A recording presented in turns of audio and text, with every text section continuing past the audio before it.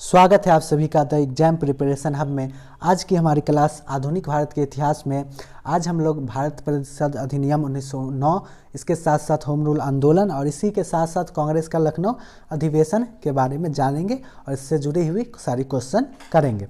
तो चलिए आज की क्लास प्रारंभ करते हैं। तो पहला क्वेश्चन हम लोग भारत परिषद अधिनियम से लेंगे 1909। भारत परिषद अधिनियम 1909 के बारे में बात कर ले तो मार्ले मिंटो सुधार बिल किस वर्ष भारत आया, तो पारित हुआ तो 1909 ईस्वी में वो मार्ले मिंटो बिल भारत में पारित हुआ। बहुत इंपॉर्टेंट क्वेश्चन है ये, मार्ले मिंटो सुधार बिल किस वर्ष पारित हुआ, तो 1909 ईस्वी में पारित हुआ। नेक्स्ट बात कर ले वर्ष 1909 के इंडियन काउंसिल एक्ट में किस बात की व्यवस्था की गई, तो सांप्रदायिक प्रतिनिधित्व की व्यवस्था 1909 के भारत परिषद अधिनियम में किया गया। ठीक है, नेक्स्ट बात कर लेंगे हम लोग किस राष्ट्रीय आंदोलन की अवधि में जिस घटना में मतभेद के बीज थे और वह जिसने अंततः देश का विभाजन कराया, वो सारी बातें क्या थी, विधानसभाओं में मुसलमानों के लिए पृथक निर्वाचन क्षेत्र और स्थानों के आरक्षण में के कारण ही भारत का विभाजन हुआ। किसने कहा था मार्ले मिंटो सुधार 1909 के इंडियन काउंसिल एक्ट के बारे में ने हमारा सर्वनाश किया, तो मार्ले मिंटो सुधार ने हमारा सर्वनाश किया, यह बातें किसने कही, तो गांधी जी द्वारा यह सारी बातें कही गई। नेक्स्ट देखेंगे हम लोग ब्रिटिश काल में दिल्ली के पहले भारत की राजधानी कहाँ पर हुआ स्थित था, तो ब्रिटिश काल में दिल्ली से पहले कलकत्ता भारत की राजधानी हुआ करती थी।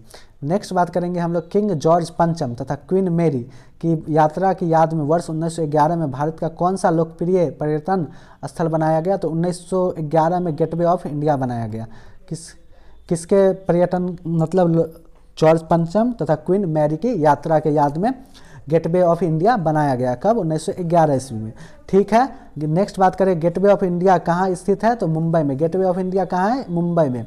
इसकी स्थापना कब हुई, 1911 में, किसके याद में, जॉर्ज पंचम तथा क्वीन मैरी की यात्रा की याद में। ठीक है, नेक्स्ट बात कर ले हम लोग किंग जॉर्ज पंचम ने किस वर्ष में भारत का ताज ग्रहण किया था, तो दिसंबर 1911 ईस्वी में जॉर्ज पंचम ने भारत का ताज ग्रहण किया था। नेक्स्ट बात कर ले हम लोग दिल्ली को भारत की राजधानी बनाने की घोषणा कब की गई, तो दिल्ली को भारत की राजधानी बनाने की घोषणा दिसंबर 1911 में। इससे पहले भारत की राजधानी कहाँ हुआ करती थी, कलकत्ता में हुआ करती थी। नेक्स्ट बात कर ले हम लोग किस वर्ष भारत की राजधानी कलकत्ता से दिल्ली स्थानांतरित की गई, तो 1912 में से भारत की राजधानी कलकत्ता से दिल्ली हो गई और इसकी घोषणा हुई दिसंबर 1911 में। ठीक है, नेक्स्ट बात कर ले हम लोग 1912 में जब राजधानी कलकत्ता से दिल्ली लाई गई उस समय भारत का वायसराय कौन था, तो उस समय भारत का वायसराय लॉर्ड हार्डिंग थे।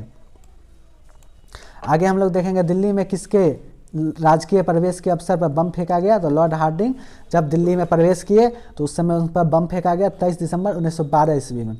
नेक्स्ट बात कर ले हार्डिंग बम कांड में शामिल क्रांतिकारी कौन थे, तो हार्डिंग बम कांड में सम्मिलित थे मास्टर अमीरचंद, भाई बालमुकुंद तथा अवध बिहारी। ठीक है, आगे हम लोग देखेंगे तो हार्डिंग बम कांड किस केस के नाम से प्रसिद्ध है, तो दिल्ली षड्यंत्र केस के नाम से हार्डिंग बम कांड प्रसिद्ध है।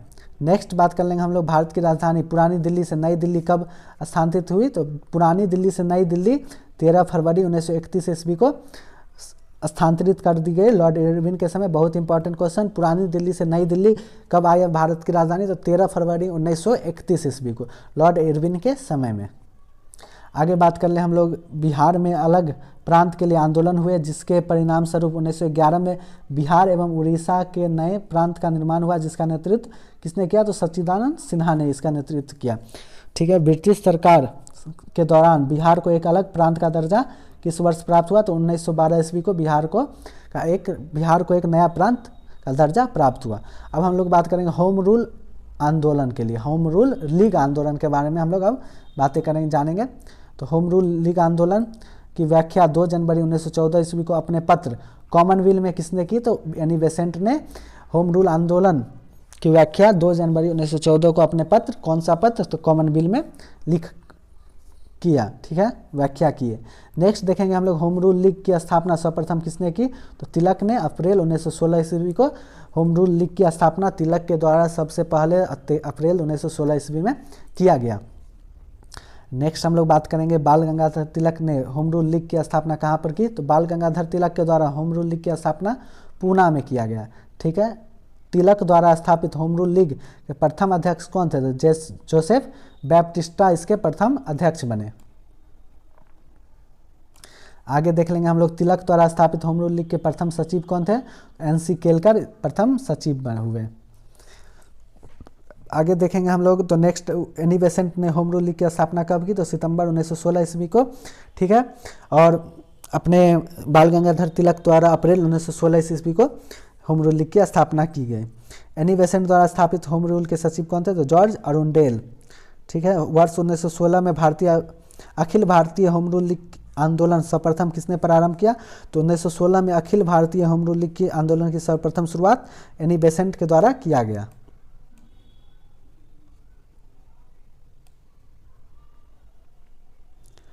आगे बात करेंगे हम लोग होम रूल लीग आंदोलन के संस्थापक कौन थी?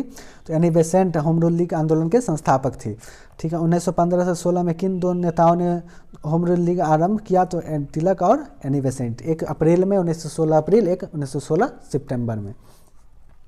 आगे बात कर ले 1915-16 में स्थापित होम रूल लीग किसकी सहायक इकाई के रूप में काम करती थी? तो भारतीय राष्ट्रीय कांग्रेस की सहायक इकाई के रूप में होम रूल लीग काम करती थी, ठीक है। नेक्स्ट बात करेंगे एनी बेसेंट द्वारा शुरुआत किया गया स्वराज शासन आंदोलन का लक्ष्य क्या था? तो एनी बेसेंट द्वारा प्रारंभ किया गया स्वराज शासन आंदोलन का लक्ष्य था भारत के लिए स्वशासन प्राप्त करना। होम रूल मतलब स्वशासन प्राप्त करना, ठीक है। आगे देखेंगे 20वीं शताब्दी के प्रारंभ में किस महिला ने भारतीय राजनीतिक आंदोलन में भाग लेकर सर्वाधिक अनुप्राणित किया? तो सबसे ज़्यादा भाग लेने वाली महिला एनी बेसेंट थी। आगे बात करेंगे हम लोग कौन मुस्लिम नेता थे जो एनी बेसेंट द्वारा स्थापित होम रूल लीग में सम्मिलित हुए थे? तो मोहम्मद अली जिन्ना एनी बेसेंट द्वारा स्थापित होम रूल लीग में शामिल हुए थे। नेक्स्ट देखेंगे किसने कहा मैं तो एक भारतीय नगारा हूँ जिसका कार्य सोते हुए को जगाना ताकि वे अपनी मातृभूमि के लिए जागे और कार्यरत हो सके। ये बस बातें किसने कही? तो एनी बेसेंट जी द्वारा ये बातें कही गई। नेक्स्ट हम लोग देखेंगे प्रथम विश्व युद्ध के दौरान वह आंदोलन जो भारत में लोकप्रिय हुआ वो कौन था? तो होम रूल लीग प्रथम विश्व युद्ध के दौरान भारत में बहुत ज़्यादा लोकप्रियता हासिल की, ठीक है। नेक्स्ट देखेंगे किसका योगदान होम रूल लीग की स्थापना में नहीं था? तो टी.एस. अलकाट थियोसोफिकल सोसाइटी का योगदान होम रूल लीग में नहीं था, स्थापना में नहीं था। अब आगे बात कर ले होम रूल आंदोलन से मुख्यतः कौन जुड़े थे? एनी बेसेंट, बीजी तिलक मतलब बाल गंगाधर तिलक, एस सुब्रमण्यम अय्यर, ठीक है। नेक्स्ट देखेंगे होम रूल आंदोलन भारत के स्वतंत्रता संग्राम के एक नए चरण के आरंभ का घोतक क्यों था? तो घोतक क्यों था? इसने देश के सामने स्वशासन सेल्फ गवर्नमेंट की एक ठोस योजना रखी। आगे हम लोग देखेंगे कांग्रेस के किस अधिवेशन में होम रूल समर्थक अपनी राजनीतिक शक्ति का सफलतापूर्वक प्रदर्शन कर सके थे? तो कांग्रेस का 1916 ईस्वी में लखनऊ अधिवेशन में होम रूल लीग समर्थक अपनी राजनीतिक शक्ति का सफलतापूर्वक प्रदर्शन किए थे। आगे बात कर ले होम रूल लीग के संबंध में सत्य कथन क्या सब थी? सबसे पहले इसकी योजना एनी बेसेंट ने वर्ष 1914-15 में प्रस्तुत की थी। तिलक की home rule league Maharashtra, Karnataka, Madhya Pradesh एवं बरार तक सीमित था। तिलक द्वारा जो होम रूल लीग आंदोलन किया गया तो वो सिर्फ कुछ ही क्षेत्रों में सीमित रहा, जैसे महाराष्ट्र में, कर्नाटक में, मध्य प्रांत एवं बरार तक ही सीमित रहा। तिलक द्वारा स्थापित होम रूल लीग अधिक शक्तिशाली थी। तिलक और एनी बेसेंट के मतभेदों के उपरांत दोनों लीग बनी रही, ठीक है। एनी बेसेंट के संदर्भ में सत्य कथन क्या है? होम रूल आंदोलन प्रारंभ करने के लिए उत्तरदायी एनी बेसेंट ही थी। थियोसोफिकल सोसाइटी की 1889 में सदस्य बनी। इंडियन नेशनल कांग्रेस की एक बार अध्यक्ष भी बनी। प्रथम महिला अध्यक्ष एनी बेसेंट कांग्रेस की, प्रथम महिला कांग्रेसी अध्यक्ष कौन? तो एनी बेसेंट। कब बनी? 1917 ईस्वी में, ठीक है। फेबियन आंदोलन का प्रस्तावक कौन था? तो फेबियन आंदोलन का प्रस्तावक एनी बेसेंट जी थे 1847 से 1933 ईस्वी के बीच। नेक्स्ट हम लोग देखेंगे अप्रैल 1920 में Akhil Bharatiya home rule league का अध्यक्ष किसे निर्वाचित किया गया? तो महात्मा गांधी को 1920 में Akhil Bharatiya home rule league का अध्यक्ष बनाया गया, निर्वाचित किया गया, ठीक है। 1920 में किसने अपना नाम परिवर्तित कर स्वराज सभा रख लिया गया? तो all India home rule league ने अपना नाम बदल के 1920 में स्वराज सभा रख लिया। अब आगे बात करेंगे हम लोग कांग्रेस का लखनऊ अधिवेशन के बारे में।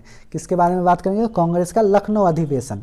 ठीक है, तो दिसंबर 1916 में इंडियन नेशनल कांग्रेस तथा इंडिया मुस्लिम लीग ने एक ही समय अपने अधिवेशन कहाँ आयोजित किया? तो लखनऊ में।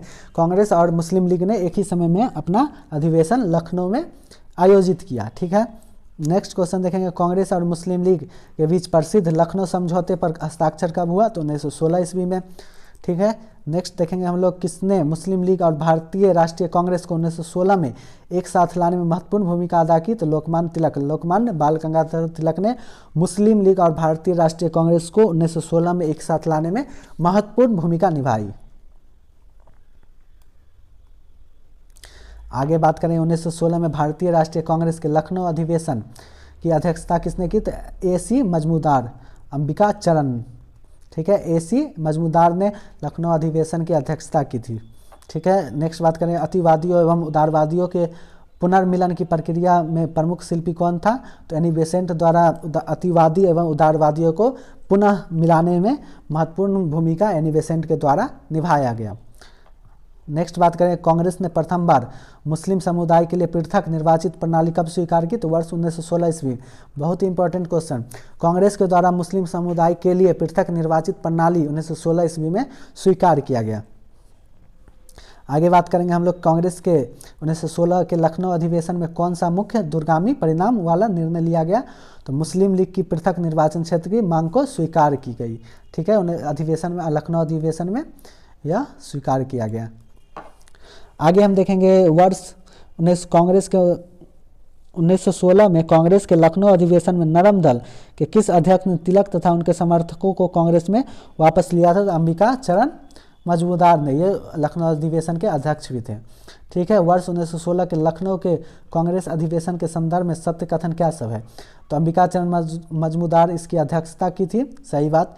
इस अधिवेशन में उदारवादियों और उग्रवादियों के बीच पुनः मेल स्थापित हुआ था एनी बेसेंट के सहयोग से। महात्मा गांधी पहली बार चंपारण के किसानों की सदस्यता से अवगत कराए गए। महात्मा गांधी पहली बार चंपारण के किसानों की समस्याओं से अवगत कराए गए इसी अधिवेशन में। आगे हम लोग बात कर रहे हैं, इंडियन नेशनल कांग्रेस और मुस्लिम लीग के बीच मतैक्य का समय क्या था? तो 1916 से 22 ईस्वी। ठीक है, इस समय मित्रता इनमें बनी रही थी। भारतीय राष्ट्रीय कांग्रेस के किस अधिवेशन में महात्मा गांधी को चंपारण के किसानों की समस्याओं से अवगत कराया? तो चंपारण में जो किसानों की समस्या थी, महात्मा गांधी से अवगत लखनऊ अधिवेशन में कराया गया। ठीक है, नेक्स्ट बात करें हम लोग, भारतीय राष्ट्रीय कांग्रेस के किस अधिवेशन में बाल गंगाधर तिलक ने अभिव्यक्त किया था, स्वराज मेरा जन्मसिद्ध अधिकार है, मैं उसे लेकर रहूँगा? यह बातें कब कही बाल गंगाधर तिलक ने? तो लखनऊ अधिवेशन 1916 में कही। तो बहुत इंपॉर्टेंट क्वेश्चन है, स्वराज मेरा जन्मसिद्ध अधिकार है, मैं उसे लेकर रहूँगा, यह बातें किसने कही? तो बाल गंगाधर तिलक ने। कांग्रेस के किस अधिवेशन में कही? तो लखनऊ अधिवेशन 1916 में। ठीक है, आगे हम लोग देखेंगे, 1916 के लखनऊ समझौते की महत्वपूर्ण विशेषता क्या थी? तो कट्टरपंथियों के पुनर्मिलन को सहमति देना, मतलब नरम दल गरम दल एक साथ पुनः आ गए। ठीक है, बात करेंगे किस समझौते का लक्ष्य हिंदू मुस्लिम मतभेदों को सुलझाना था? तो लखनऊ समझौता का लक्ष्य हिंदू मुस्लिम मतभेदों को सुलझाना था। तो आज की क्लास में हम लोगों ने भारत परिषद अधिनियम 1909 के बारे में जाना, होम रूल आंदोलन के बारे में जाना और इसके साथ साथ कांग्रेस का लखनऊ अधिवेशन के बारे में जाना। यदि आपको यह वीडियो अच्छी लगी तो इस वीडियो को लाइक करें, चैनल को सब्सक्राइब करें और इस वीडियो को देखने के लिए धन्यवाद। Thank you.